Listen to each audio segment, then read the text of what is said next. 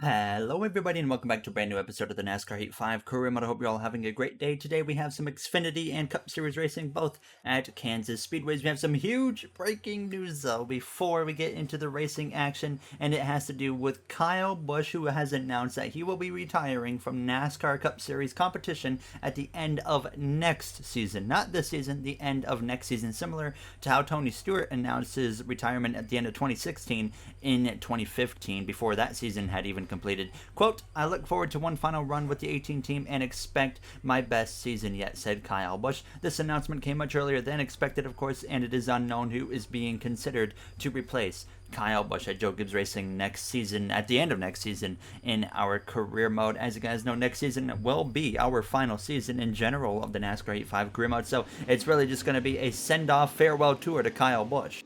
Kyle missed the playoffs this season in the Cup Series, did win though in the very most recent episode at Darlington for the first time this season, so hopefully for him that's going to be a nice little boost of confidence leading into next season for his final effort at a Cup Series championship. Four-time Cup Series champion he is in our NASCAR 5 career mode, looking for his fifth title next season now, and that would put him above, of course, Jeff Gordon, who has 4 in his Cup Series career. Paul Menard here in the Xfinity Series now as we got this round of 8 underway here in Kansas Motor Speedway, and right off the bat Paul had a good bit of speed in this car and he wasted no time getting right to the front of the pack, and you're going to see him make a 3-wide move through turns 1 as well as turns 2, and just like that Paul Menard would actually go to the lead here from Kansas, and he would not look back. We cut straight through to the final lap of this race through 3 and 4 for the final time here in Kansas Speedway for the 7th time this season. Paul Menard wins in Kansas and will get this Going Racing team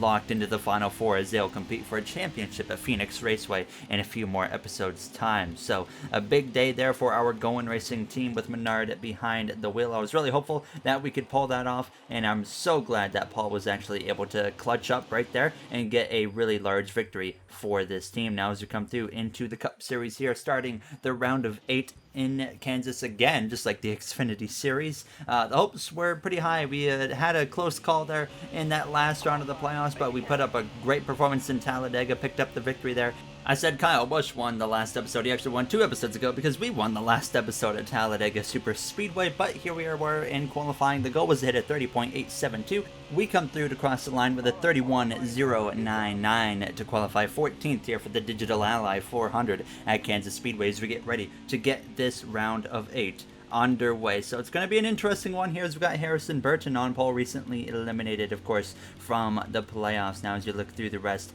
of the order on your screen, and at the very bottom of the grid, you got that number 40 of Timmy Hill. Alright boys, I mean, we had a really good first couple rounds of the playoffs. I don't see why we can't have a strong night here in Kansas and continue that for the rest of the playoffs. So let's get ourselves into the Final Four. There you hear myself on the radio to the team getting ready to go green for the start of the round of 8 from Kansas Speedway playoff grid on your screen right now. We come into this race 23 above the cut line, second place behind Chase Elliott, who in that McLaren Napa Auto Parts Chevrolet is 25 above the cut line. Eckes is 18 above, Bubba Wallace is 11 above, and then Eric Jones 11 out, Sam Mayer 13 out, Lewis Hamilton out by 17, and Brandon Jones in the AlphaTauri is out by 22 points as we get ready to get this round of 8 underway here from Kansas Speedway. On that inside line behind the number 18 M&M's Toyota Camry of Kyle Busch, who just announced retirement now as we are underway for the round of 8 from Kansas in that 13th spot here, as the goal is really straightforward for us in tonight's Digital Ally 400, and that is get stage points in stage 1 and 2, and then hopefully get at least a top 10 now, as we only have 7 competitors that we got to worry about here at this point in the season now. And looking around us, I mean, there's a lot of them. We got Brandon Jones, who's just behind us, Lewis Hamilton, who's just in front of us, a strong qualifying effort, but usually Lewis, when he qualifies really good, he never really seems to finish very good, but when he qualifies not so great, he seems to finish better, so that might not be a good sign for Lewis Hamilton there in that Mercedes now as we're pushing Kyle Busch all the way down the front stretch, but I also have hope from behind of a rival of Joey Logano, pushing myself into turns 1. He gets to our back bumper. I'm on the brakes fully at this point, trying to not get sent into the side of the 18, and thank goodness we locked it down enough, and at least for now remain in front of Joey Logano here as we go down into turn 3. Logano clearly got a lot of speed under the hood of that Shell Pennzoil Ford Mustang tonight now as he was looking up the inside, but not enough at the time. So out of turns 4 side by side again with Kyle Busch. As you guys know, Kansas Speedway, every single time we come here, I just jump up to the top as soon as I can, and that was the exact situation we were in right now. Kyle Larson running up there in the 6th position, but it was just a matter of time until we got to the outside of him as Kyle Busch would go by. We had the AlphaTauri of Brandon Jones on the inside of this 3-wide move with Kyle Larson now 16 laps still remaining in this first and opening stage. Todd Gilliland running up front with Eric Jones, Chase Elliott, Sam Mayer, as well as Harrison Burton in the number 19 car now. As we got cleared by the 18 of Busch, give him a little bit of a push just about down the backstretch. The AlphaTauri, though, moving his way forwards as we were 3 wide in the middle between Logano and Kyle Busch. You had a turns 4. Some contact as Logano, of course, is trying to force us up the track as much as he can, and then I actually lose out on the spot right there now as we go down into turns 1. So just holding on at least to a top 10 position, so I wasn't too concerned. And again, a big run on Kyle Busch as he moves up the track. It doesn't really help him so much now as we're side by side again, 3 wide with Bubba Wallace up our inside, a serious competitor to make it into the Final Four this season. Bubba Wallace is for that 2311 Racing team, but finally clear of Kyle Busch as we would be settling back in on this outside line. I was a little bit surprised, to be honest, that we made that middle line work now as it came through onto lap 7 into turn 3, running behind that number 99 of Ross Chastain, who's having a decent run here today for Trackhouse Racing now as we're trying to claw our way back into the top 10 ahead of that DoorDash Toyota Camry. Alex Bowman as well starting to join the mix as our other playoff contenders were starting to fall off a little bit, so that was a nice thing for us, of course. Now the AlphaTauri of Brandon Jones still doing great, and speaking of playoff contenders, there's Eric Jones on the inside line blowing up, and that's going to allow myself to go around the 99, the 96, and the 83 of Christian Eckes' Eric Jones is going to be out of this race early in stage 1 with an engine malfunction now, as we couldn't quite get past 83 of Christian Eckes, but we would at least hold on to 7th place, but lose contact with 6th and above. Eckes would drive away, and so would everybody else here. Now is actually in front of us now. Burton blows the right front tire into the wall. He goes. Caution comes out with 5 laps to go in stage 1. This is going to bring everybody onto the pit lane. Of course, 4 tires, 2 cans of fuel, and I was kind of happy to see that caution come out because I was wearing my right side tires pretty quick, and I wasn't fully convinced that the way I was wearing them that I was actually going to make it to the end of stage 1. But now that is no longer going to be a concern for us. So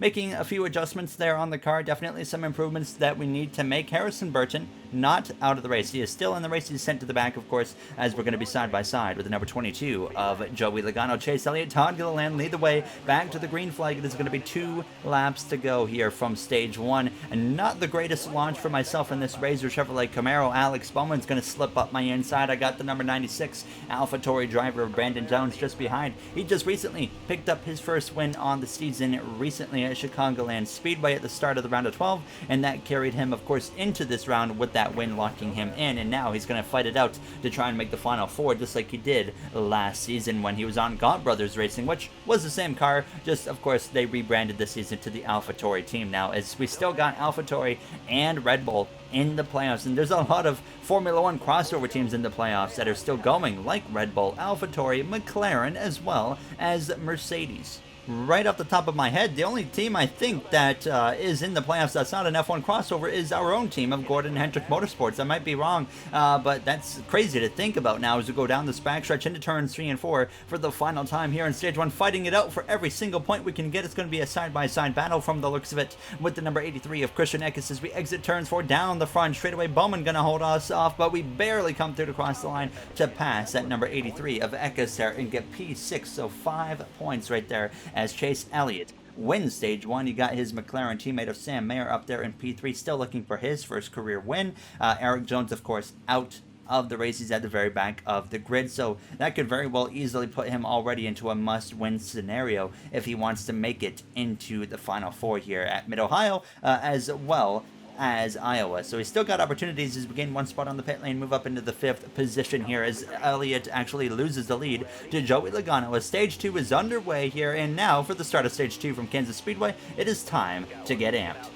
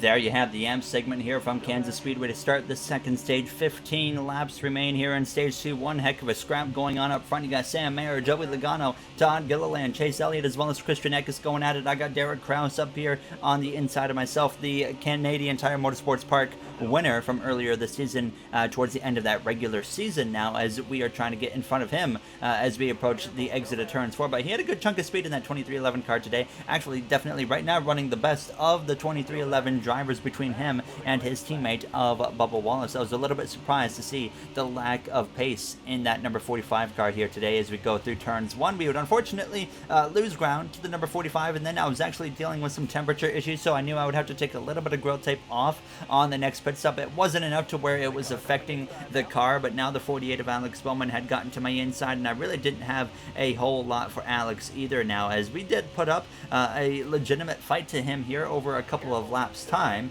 But like I said, I didn't have a whole lot for him here. Now, as you're going to see, eventually he would be able to complete the pass on myself now. And then as we came through approaching lap 10 here in stage 2, 8 laps to go, we can make it just about to the end of this stage, so that's not going to be an issue with green flag pit stops or anything. We have a few laps extra fuel. I was trying to manage my right side tires just a little bit, and I felt like I was doing a superb job with that. Now, don't want to risk, of course, wearing them too much, but we were right on that back of the 48 of Bowman, and then out of turns 4 now on lap 11, we have enough of a run here to actually try and fight back and pass that number 48 Ally Financial Chevrolet, but the caution comes out late in stage 2, just like it did in stage 1. That's going to force a late dash here for a few extra points in stage 2 on the line now. Instead of 2 laps, so it's going to be 3 laps. You saw the only adjustment I made right there is I just put the grill tape down from 45% to 40%, because obviously it's just a little tweak is all we needed right there. So the car overall felt like it was driving good, so I didn't really know exactly what I needed to do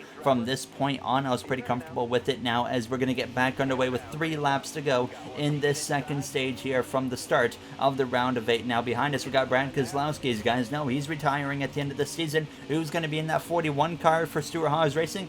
No idea. I honestly have legitimately no clue who I'm going to put in that 41 car. If you got any ideas, put that in the comments section now, and who you would like to potentially see in that number 41 car next season in the Cup Series for Stewart Haas Racing now, as Keselowski moves over to this Roush LeBron team in an ownership role, as he's retiring, of course, from full-time Cup Series competition. Now, as we come through, though, out of turns 4, we're going to make it 3 wide with Derek Kraus, as well as Alex Bowman, not backing down from the aggression, because now we only have 2 laps to go here in this stage. We really need to step it up at least here and try to get any single point possible now, as we are still 3 wide here as we exit turn 2. Justin Haley having a very strong run in that colleague cars who came through, though, to start the final lap side by side with the 48 of Bowman. Briefly, as we went down into turns 1, Joey Logano leading the way, Elliott on the top, Sam Mayer on the inside, Christian Eckes up there in the mix as well. So we're only being beat by about 3 playoff contenders right now, as we actually got into the wall there on the exit of turn 2. Thank goodness that didn't turn into something more. No damage done to the cars. We go off into 3 and 4 for the final time here in stage 2. I look in my mirror real quick. Harrison Burton has almost rebounded into the top 10 after blowing that tire early in stage 1, causing a caution, a big run to the line. That's going to carry us into 1 extra spot there at the line over the number 99 of Ross Chastain.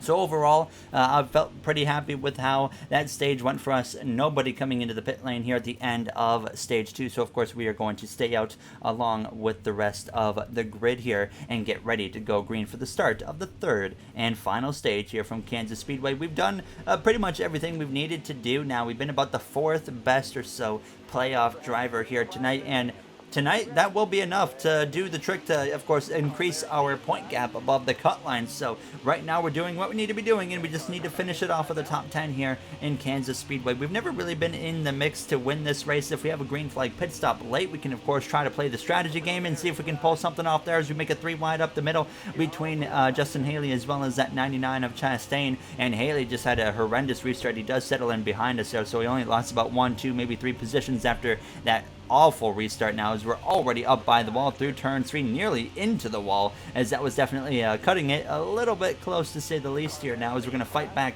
side by side with the 99 of Chastain. And it's always tough on these short runs here at Kansas. It's not nearly as bad as a Chicagoland short run, but still a Kansas short run as well. Very tough for myself to maintain pace with some of these front runners, but the longer the run goes, the faster and faster we get compared to our competitors. So it's all about sticking with these guys as much as we can, holding on to their draft draft as much as we can, because the draft is really what saves us here on these short runs compared to everybody else. Now, as I got into the outside wall through turn 3, though, and here comes Harrison Burton up the inside. He's back up inside the top 10. We're 3 wide with Chastain and Bowman down the front straightaway here with 23 to go. A really good run for Alex Bowman so far here in Kansas. He's had an up and down season. Of course, the only reason he made the playoffs was because I pushed him to victory lane at Daytona, and other than that, he really hasn't been able to do a whole lot. Now, if he wouldn't have won Daytona, I think he would have missed it by like 50, 60 points or something like that. Might have been a little bit less, but we got past the 48, and then as we came through to lap 46, now we're right behind Harrison Burton, but the caution